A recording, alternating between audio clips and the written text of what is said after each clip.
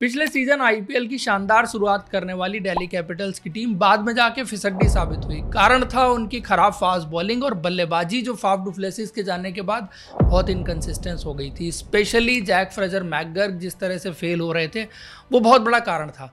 तो इस बार दिल्ली कैपिटल्स की टीम अपनी टीम में कुछ चेंजेस करेगी, कुछ प्लेयर्स को रिलीज करेगी। स्पेशली फास्ट बॉलिंग में प्लेयर्स रिलीज होंगे और फॉरेन प्लेयर्स के स्लॉट्स भी उनको कुछ खाली करने हैं, जिससे कि एक आधा फॉरेन फास्ट बॉलर ला सकें या ऑलराउंडर लेके आ सकते हैं और दिल्ली के पास एक बड़ा बजट हो उन सब प्लेयर्स को खरीदने के लिए। तो इस बार कौन कौन से प्लेयर हैं जो दिल्ली कैपिटल्स की टीम से रिलीज हो सकते हैं और क्या पॉसिबिलिटी है कौन से नए प्लेयर आ सकते हैं, तो वन बाय वन बात करते हैं। प्लेयर बाय प्लेयर हम आपको बताते हैं। सबसे पहले अगर बात की जाए कप्तान अक्षर पटेल, तो कप्तान रहेंगे या नहीं रहेंगे यही एक बहुत बड़ा सवाल है, क्योंकि दिल्ली कैपिटल्स इस बार नया कप्तान एक्सप्लोर कर रही है। और नया कप्तान कौन हो सकता है, इसमें संजू सैमसन का नाम भी हो सकता है, क्योंकि संजू सैमसन के ट्रेड जो है वो दिल्ली कैपिटल्स के साथ हो सकती है। इसकी खबरें भी ऑलरेडी आ रही थी। बदले में कौन सा प्लेयर जा सकता है, क्या वो केएल राहुल होंगे या फिर वो कैश डील होगी, ये सारी चीज़ें कहीं ना कहीं चल रही हैं। बट काफ़ी हद तक ऐसा लग रहा है कि दिल्ली का कप्तान जो है वो बदल सकता है। फिर केएल राहुल के ट्रेड की बात आरआर के साथ भी हो सकती है या फिर केकेआर के साथ भी हो सकती है, क्योंकि केकेआर की टीम भी एक कप्तान ढूंढ रही है और उनके लिए KL Rahul wicket keeper, batsman plus कप्तान plus top of the order batting कर सकते हैं। तो उनके लिए केएल राहुल परफेक्ट प्लेयर हो सकते हैं और शायद केएल राहुल भी चाहेंगे कि केकेआर की टीम में जाएंगे तो कुछ ज़्यादा पैसे और कप्तानी भी मिल सकती है। तो दो प्लेयर ये हो गए, कुलदीप यादव, मिचेल स्टार्क, ये तो श्योर शॉट प्लेयर हैं, ये रहने वाले हैं। हालांकि खबरें मिचेल स्टार्क को लेकर के भी आई थी कि मिचेल स्टार्क का ट्रेड भी हो सकता है, लेकिन मुझे नहीं लगता है कि मिचेल स्टार्क का ट्रेड होगा। भले ही मिचेल स्टार्क ने इंटरनेशनल टी20 क्रिकेट छोड़ दी हो, बट आईपीएल में वो अवेलेबल होंगे, खेलेंगे। अभी भी वो एक चैंपियन गेंदबाज हैं। लेकिन बड़ी खबर यह है कि टी नटराजन का ट्रेड हो सकता है। ट्रेड नहीं होगा, उनको रिलीज़ किया जा सकता है। और उनको खरीदने के लिए दिल्ली कैपिटल्स ने पिछले सीज़न बड़ी कीमत चुकाई थी, 10.75 CR, और पिछले सीज़न बहुत कम मैचेस उन्होंने खेले थे।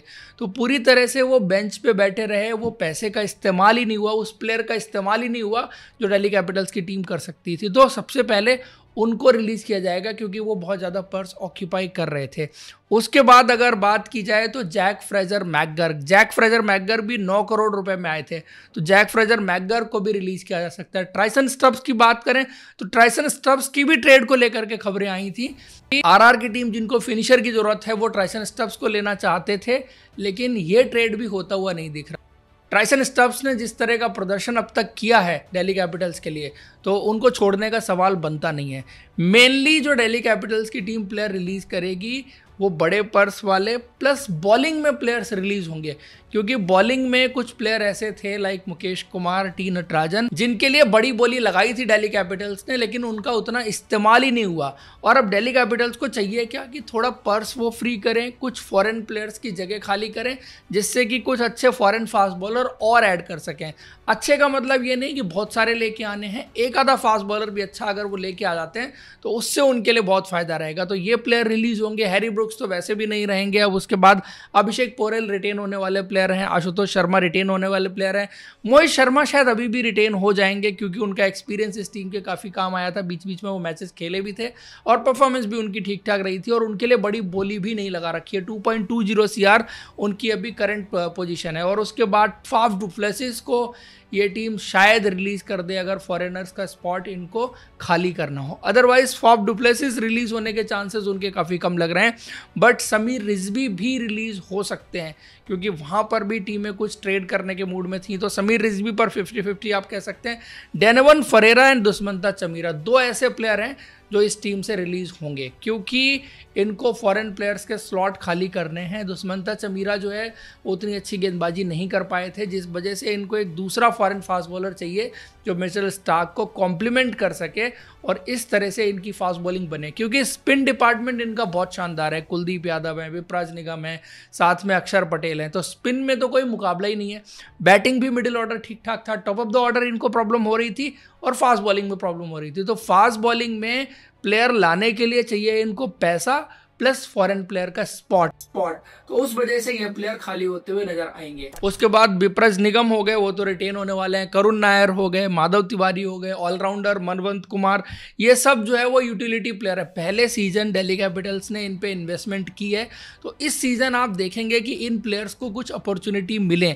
पिछले सीजन माधव तिवारी को कुछ अपॉर्चुनिटीज मिली थी, त्रिपुरा विजय को गेम नहीं मिल पाया था, लेकिन एज ए ऑफ स्पिनर वो भी बहुत हैंडी हो सकते हैं। लेकिन ऑलरेडी 3 स्पिनर हैं, तो बैकअप के तौर पर ही रहेंगे। बट चूंकि उनके लिए बहुत ज़्यादा पैसे नहीं खर्च कर रखे हैं, मात्र 30 लाख में ही खरीदे हुए प्लेयर हैं, तो फिर वो भी रहने जाने वाले हैं। दर्शन नालकंडे हैं एंड अजय मंडल हैं, तो अजय मंडल एक like to like player for Axar Patel हो जाते हैं। तो ये कुछ दिल्ली कैपिटल्स की जो टीम है उसमें से मेनली जो प्लेयर ट्रेड हो सकते हैं, जिनको रिलीज किया जा सकता है, वो केएल राहुल हैं, टी नटराजन हैं, जैक फ्रेजर मैकगर्क हैं, फाफ डु प्लेसिस शायद 50-50 रहेंगे। फाफ डु प्लेसिस का एक्सपीरियंस भी इस टीम के काम आ सकता है। But Sameer Rizvi, Donovan Ferreira, Dushmantha Chameera, ये प्लेयर जो है वो रिलीज हो सकते हैं। और साथ में मुकेश कुमार अब इंटरनेशनल क्रिकेट में भी आपको उतना नहीं दिखाई दे रहे, और ओवरऑल गेंदबाजी से जो वो वैल्यू ऐड करते हैं वो शायद इससे कम कीमत में कोई और गेंदबाज इस टीम में आके ऐड कर सकता है। तो वो मेनली पॉइंट ये है कि वो कीमत जो चुका रहे थे टी नटराजन और मुकेश कुमार के लिए वो बहुत ज़्यादा थी।